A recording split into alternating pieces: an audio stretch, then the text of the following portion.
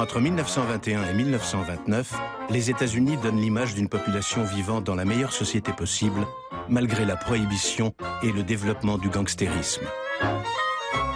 Jamais la croissance industrielle de la principale puissance économique n'a été aussi forte, insolente presque. Quel contraste avec la décennie précédente marquée par la Grande Guerre. Les autorités politiques et financières martèlent le même discours sur la confiance, la prospérité durable, le bien-être. Vers la fin de la décennie, le boom économique tourne à l'euphorie générale. Les années folles, c'est aussi le temps de la première élection de Miss Amérique, l'année des premiers Oscars du cinéma, des premières comédies musicales. Tout cela sur fond de jazz. Tous les Américains n'ont pas bénéficié de ces années de prospérité. Les plus riches en ont profité, mais la grande majorité des Américains connaissaient de réelles difficultés économiques. On a atteint un nouveau palier de richesse. D'un seul coup, la plupart des familles possédaient une voiture, alors que 10 ans auparavant, cela aurait été inimaginable. On pouvait s'offrir une machine à laver électrique, un réfrigérateur, un tourne-disque. Le cinéma s'est mis à parler en 1927. C'était une ère nouvelle. Certains sentaient que tout cela pouvait n'être que temporaire, mais la plupart des Américains restaient persuadés que même s'il y avait un léger recul, ils vivaient une époque formidable.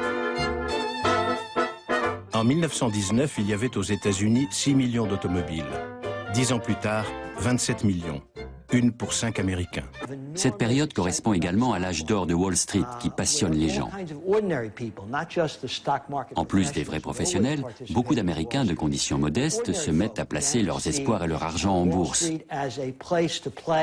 Ils espèrent s'enrichir rapidement et sans risque.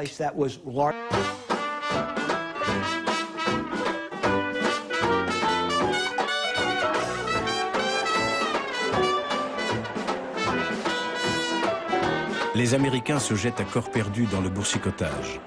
En 5 ans, les cours de la bourse ont été multipliés par 4. L'indice Dow Jones est passé de 100 à près de 400. Une hausse qui paraît incompréhensible, démesurée au regard de l'économie réelle. Ébloui, fasciné par l'éclat de l'argent et par la facilité avec laquelle le New York Stock Exchange, Wall Street pour les initiés, le fait fructifier, les Américains retournent leur poche.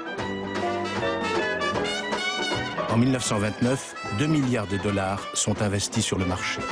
À cette époque, et ça a été la source de tous les problèmes, les banques se sont mises à prêter de l'argent, à accorder des petites sommes à leurs clients sans demander de garantie. C'était une première, ça n'était jamais arrivé. Un Américain sur 3 confie ses économies aux prestidigitateurs de Wall Street. D'autant plus qu'il n'est même pas nécessaire d'avoir les capitaux disponibles. Les agents de change font crédit aux particuliers. Les banques avancent l'argent frais et font travailler leurs capitaux. Les courtiers empochent de confortables commissions. Et tout le monde fait fortune. On achète aujourd'hui pour vendre demain. Et avant que l'on vous réclame l'argent emprunté, vous avez déjà revendu. Le crédit était disponible, les gens étaient confiants, peut-être même un peu trop confiants, escomptant que ces spéculations seraient rentables. Ils ont donc pris d'énormes risques en investissant dans le marché. Mais quand les prix ont commencé à chuter, il a fallu rembourser la différence entre le montant emprunté et le prix actuel de l'action, et en liquide.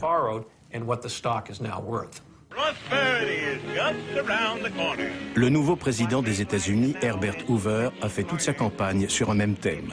La prospérité est au coin de la rue. Et brusquement, le marché est devenu fou. Les leaders politiques et les milieux financiers ont fêté cette euphorie et cette spéculation à haut risque.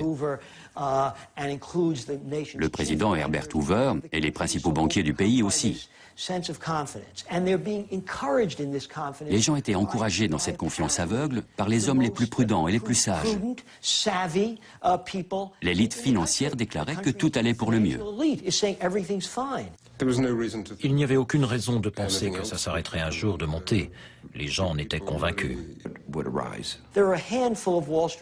Quelques banquiers d'investissement de Wall Street, une poignée, disaient que l'économie, que le marché lui-même avait dépassé ses limites que la spéculation à crédit était dangereuse et que les cours du marché financier étaient exagérément élevés. Certains ont pointé du doigt les dangers de ce système, mais très peu, et parmi eux, le statisticien Roger Babson, mais on les a complètement ignorés. Roger Babson déclarait fin septembre, un mois avant l'effondrement, « Un krach va se produire, et il sera terrible, colossal ». La bourse a commencé à vaciller en septembre et début octobre, elle s'est mise à chuter. Puis vers la 3e semaine d'octobre, elle a commencé à s'écrouler. Et ça, c'est en principe le signe que la bulle est sur le point d'éclater. Et en effet, elle a explosé en octobre 1929. Le krach de 1929 a été comme un formidable ouragan où tous les éléments se rejoignent au mauvais moment et au mauvais endroit. Et le jeudi 24 octobre, jeudi noir ou Black Thursday, la démence collective fait son apparition. En quelques heures, 13 millions de titres sont brusquement jetés sur le marché par des actionnaires affolés qui ne savent même plus à quel prix ils ont cédé leurs actions. Après 3 années d'intenses spéculations, Wall Street craque. Et personne n'est en mesure de décider la fermeture de la bourse puisque son président est en vacances à Hawaï. La bulle spéculative éclate, provoquant une panique financière.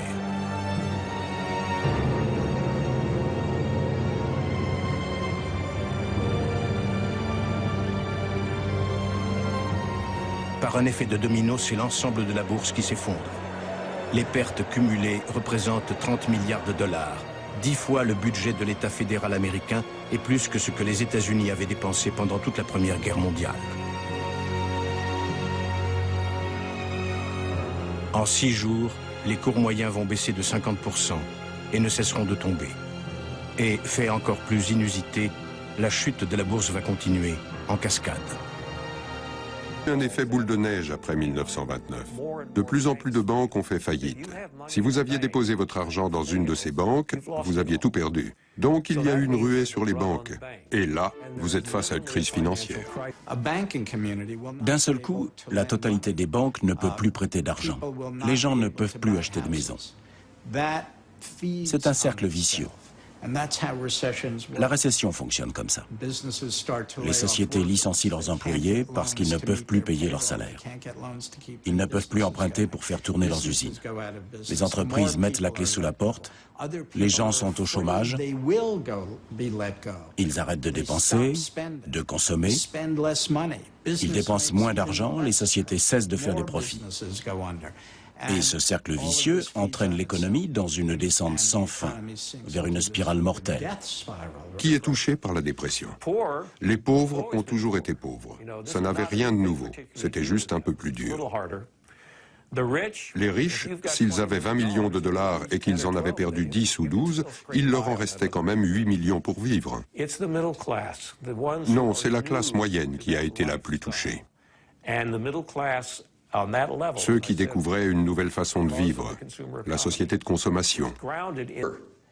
C'est la politique préconisée par Hoover qui a rendu la Grande Dépression aussi dure.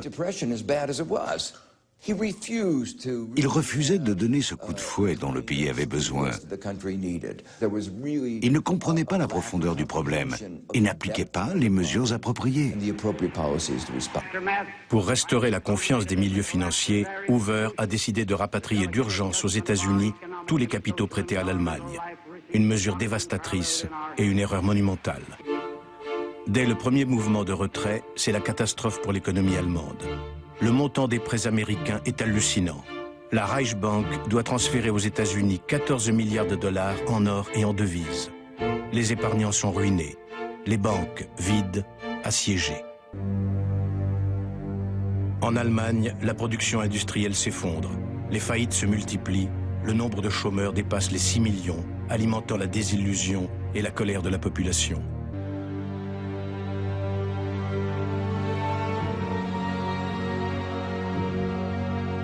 Les plus solides bastions de l'Amérique se sont écroulés depuis le krach de Wall Street. La rupture avec la période de forte croissance des années précédentes n'en est que plus brutale. Un travailleur sur 5 est au chômage. L'État n'avait aucun filet de protection, aucun programme d'aide sociale. Il n'y avait pas d'assurance chômage. Les gens qui se retrouvaient sans emploi étaient jetés à la rue et ne pouvaient se tourner que vers des œuvres de charité privées. Et ces organisations étaient débordées. Il y avait des bidonvilles un peu partout en Amérique, habités par les sans-abri. On leur avait donné le nom de Hooverville, pour se moquer du président Hoover. Il y avait de nombreux Hooverville dans Central Park à New York. Pendant des années, ces bidonvilles ont été la honte de notre société.